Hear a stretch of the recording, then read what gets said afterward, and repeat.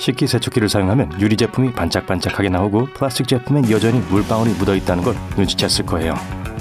식기세척기는 68도까지 올라가는 온도의 세제와 물을 분사합니다. 손으로 설거지를 할 때 사용하는 것보다 훨씬 더 뜨거운 온도죠. 한 번에 세척 주기가 끝나면 물은 증발합니다. 뜨겁고 깨끗한 그릇은 저절로 말라요. 식기세척기 안에 있는 물건은 모두 같은 온도에서 시작해요.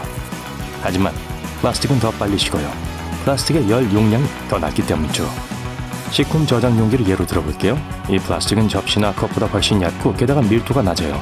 그래서 그런 온도에서 플라스틱의 분자들은 더 적은 열 에너지를 보유합니다. 플라스틱은 상대적으로 빨리 식을 것이고 이건 물이 더 천천히 증발한다는 것을 의미해요. 무거운 펜과 접시는 열을 더 오래 유지할 거예요. 그래서 물이 증발한 후에도 여전히 따뜻해요. 국가마다 차량 번호판 시스템이 달라요. 번호판 색도 다르죠? 호주에서 차량 번호판의 색깔엔 제한이 없어요. 많은 다양한 모티브와 디자인이 있어요. 영국에서 자동차는 두 가지 번호판 색이 있어요. 차량 뒷부분에는 노란색, 앞부분에는 흰색이죠. 둘 다 글씨는 검은색이에요. 항상 이 색깔이었던 건 아니었어요. 영국의 차량 번호판에는 흰색 혹은 은색 글씨가 사용되곤 했어요.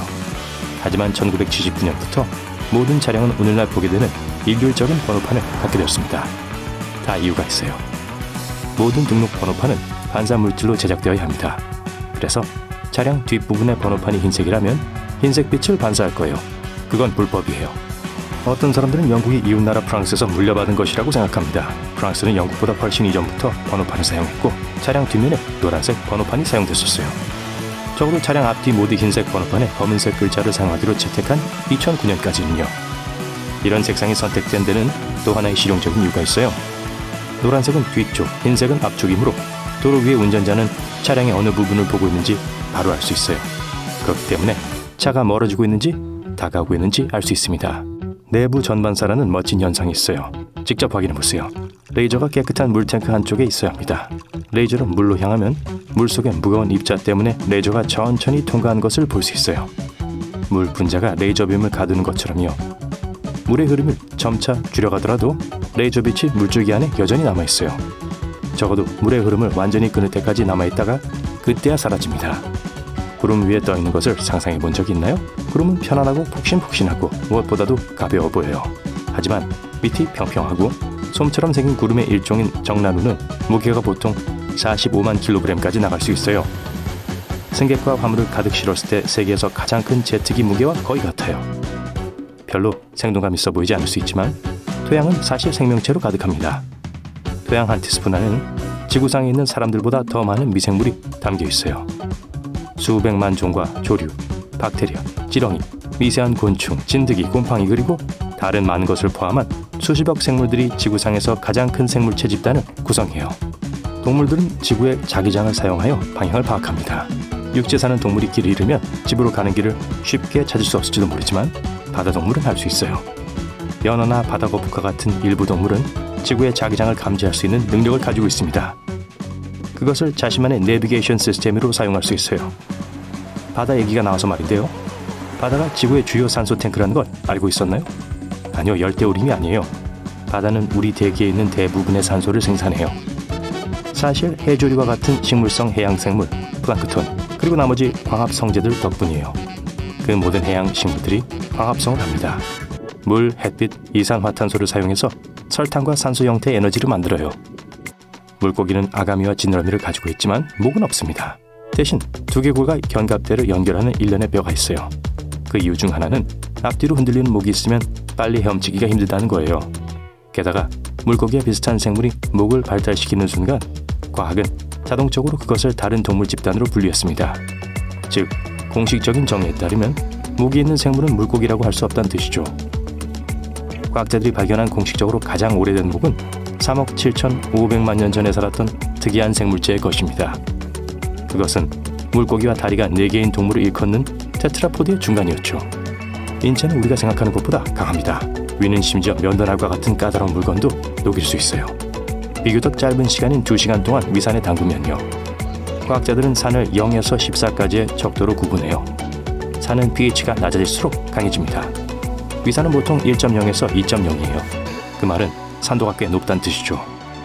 헬륨을 절대 영도인 마이너스 273도보다 불과 몇 도 더 높은 극한의 온도로 냉각하면 초유체로 변하게 됩니다. 즉, 헬륨은 마찰 없이 흐르게 된다는 뜻이에요. 헬륨이 유리잔의 측면 위로 올라갈 수 있을 거예요.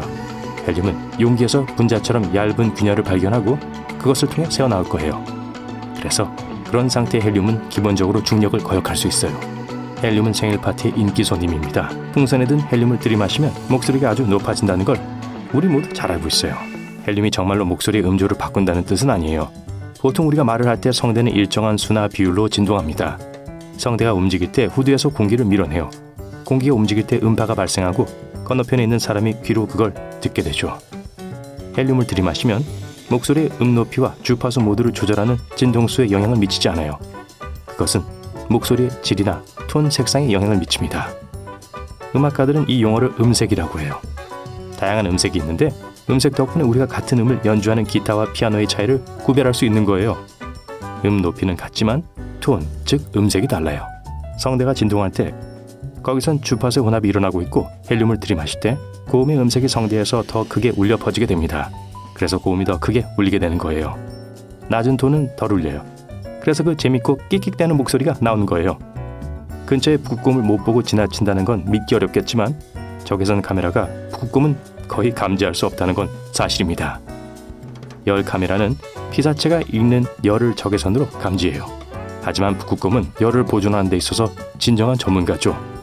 피부 아래에 두꺼운 지방층을 가지고 있기 때문에 따뜻함을 유지해요. 게다가 촘촘한 털코트가 있어서 가장 추운 북극에서의 생활을 견딜 수 있고 적외선 카메라에도 포착되지 않을 수 있어요. 비가 항상 땅을 젖게 만드는 건 아니에요.